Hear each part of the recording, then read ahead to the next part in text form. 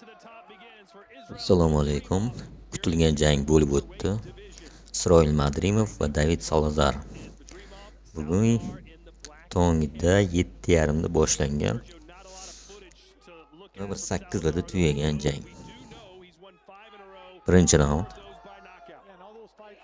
Madrimov uchun bu ringga qaytish jangi hisoblanadi. Sababi anchadan beri ringga chiqmadi.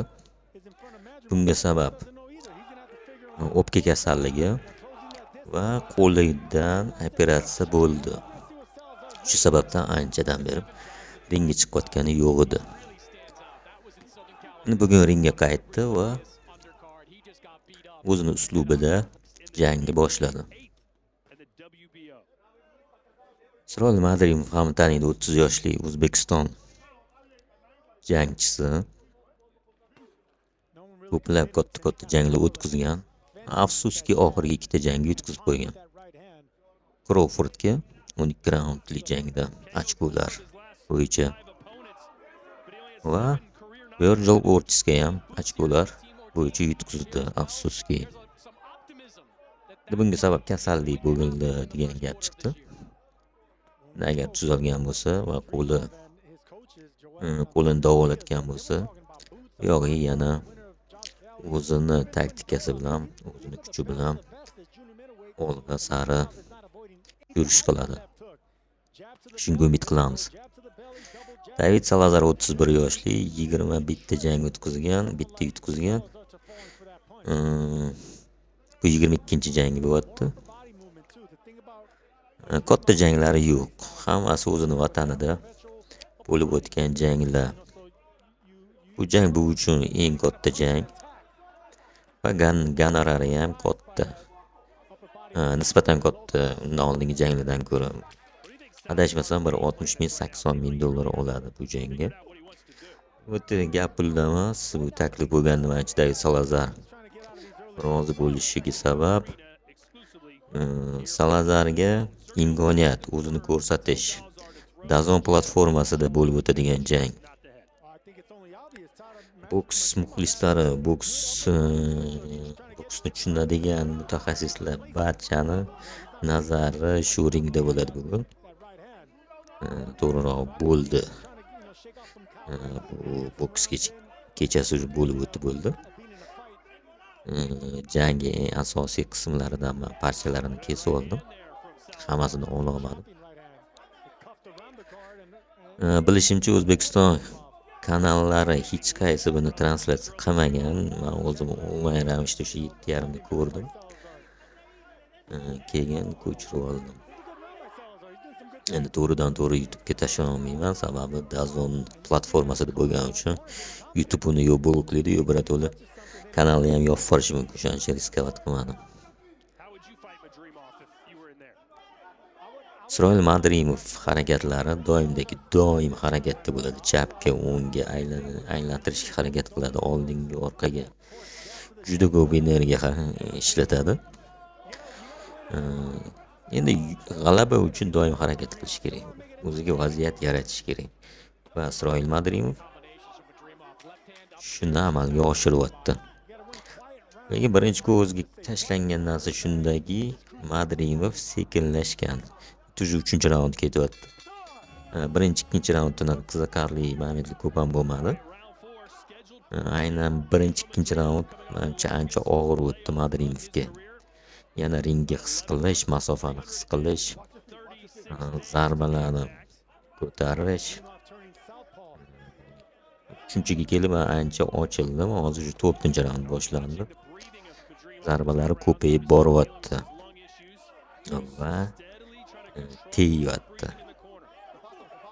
Birinchi, ikkinchi raundda juda ko'p zarbalar yetib bormadi. 4-raundga kelib ancha o'zini ishonchli tutyapti.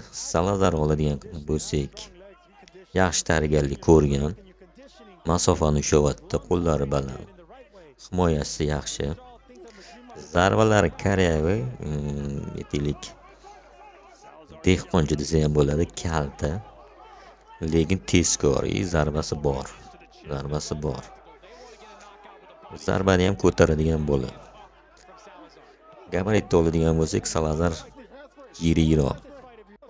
Vazn toifasi ikkalasiniki bir xil. Lekin bilamizki, har bitta sportsmen o'zi tosh bosgan vaznda emas, kichikroq vaznda tushishga harakat qiladi va o'sha taroziga tayinlanib vazn tashiydi. Madrimov oladigan bo'lsak, u ko'p ham tashlamaydi. Shuning uchun ham buni soperniklar doim yiriroq ko'rinadi aslida. Virgil Ortiz ham Madrimovdan ancha yirik edi. Bu yerda ham ko'rib turibmiz, Salazar yirikroq, Madrimov ixchamroq. Madrimovdan harakatlar, zarbalar. Salazar markazda ushlab turishga harakat qilyapti. Salazar yomon emas, yomon ko'rinayotgani yo'q. To'g'risini aytsam, qoyil qoldim bu bolaga. Reyting bo'yicha bu o'rtachadan ham past jangchi o'zi. Aslida 21 ta jang o'tkazgan bilan aytganimdek, hammasi kichkina janglar o'zini vatanida o'tkazgan. Katta janglar ko'rgan emas bu. Lekin jang ko'rgan, ring ko'rgan. Bola yigit to'g'ri. Hozir shundoq soperlikka turib beryapti. Madrimov shuning eng kuchli 5 talikka kirgan. Chempion bo'lgan. Hozir o'zida 5 talikka kiradi. 3 talikka shekilli. Chempion bo'lgan. 5 yil, 10 yil oldingi gap emas. O'tgan yili chempion. Kamar ko'tarib yurgan bokschi shunga qarshi ringga qo'rqmasdan ko'tarildi. Endi Salazar tushunsa bo'ladi.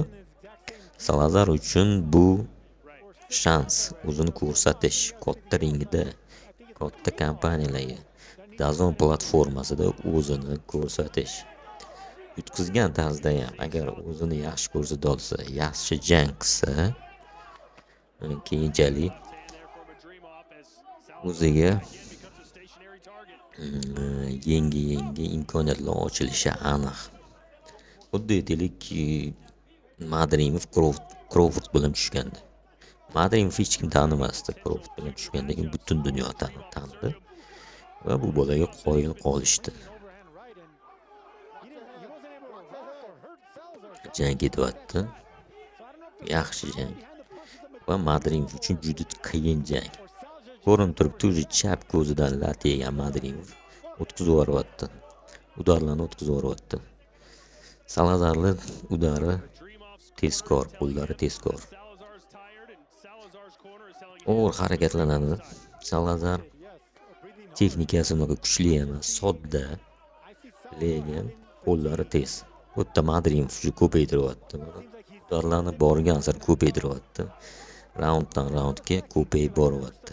Bitta ikkitalikdan boshladi, endi 3 talikdan ko'paytirdi. Seriya udarlarini ko'paytiryapti. Va burchakka va kanatga siqyapti. Salazar himoyada.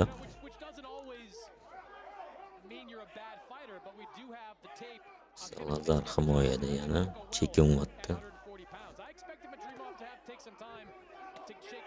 Qo'l zarbasi. Madrimov raunddan raundga ochilib boryapti, shuni o'zi bilinib turibdi. Ochilyapti, masofani o'zi sezdi. Udarlarni yetkazyapti o'zi. Udarlarni ko'paytiryapti. Va ring raunddan raundga yaxshiroq ko'rinyapti. Lekin ko'rinib turibdiki, Madrimovga og'ir. O'zi 7-raundda o'zida og'ir nafas olishga boshladi.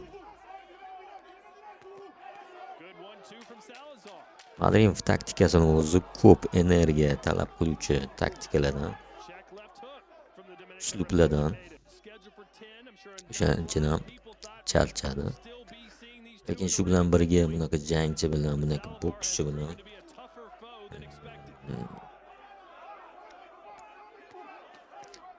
bu kamchilikni bartaraf qilgan holatda 10 raundda bemalol ishlash kerak edi deb o'ylayman Madrimovga. Bu yerda yoki jismoniy hali o'ziga kelmagan, shu kasallikdan kelgan operatsiyalardan keyin shu o'pka kasalligiga uchradi.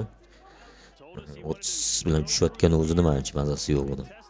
Keyin qo'lidan jarohat olib operatsiya qildirildi va jismoniy tarafdan balki o'ziga kelmagandir yoki jismonan tayyor bo'lgani bilan psixologik tarafdan balkim tayyor bo'lmasligi ham mumkin. O'sha sababdan ham charchaydi. Charchash o'zi ikkita sababi bo'ladi. Yoki jismonan tayyor emas, yoki psixologik tayyor emas. Charchagan, lekin harakat to'xtayotgani yo'q. O'ziga vaziyat yaratishga harakat qilyapti va zarba bajaryapti. 8-raund. Borgan sari zarbalar ko'paydi. Salazar ham qarab turgani yo'q. O'zining ishini bajarishga harakat qilyapti. O'tkazib yana o'tkazib oldi Salazar. Salazar o'zi nima qilishni bilmayapti. Bo'tdi. Chekinyapti. 9-raund.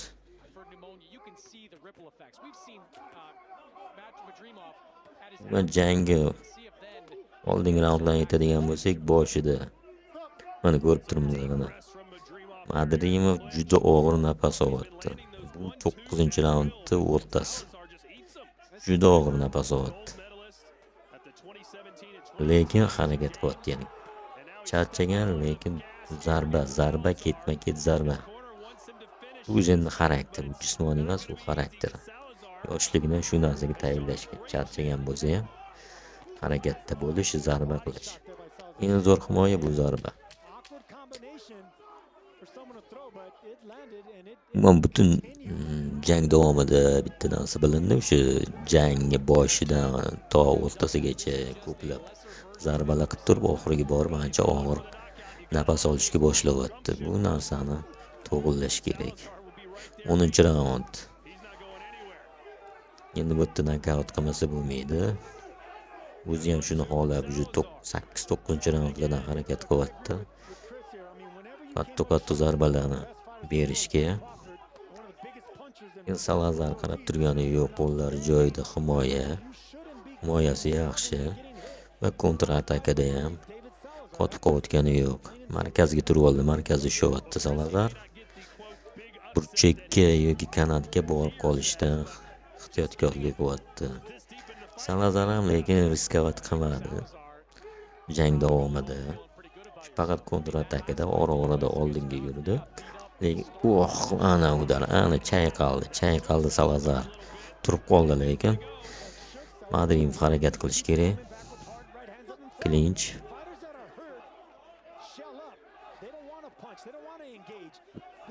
Bu yo'qda endi Salazar zarba qilyapti. Aytganimdek, eng yaxshi himoya bu zarba berish. Madrimov oldinga qarab yurishga harakat qilyapti. Salazar turgan joyida kutyapti.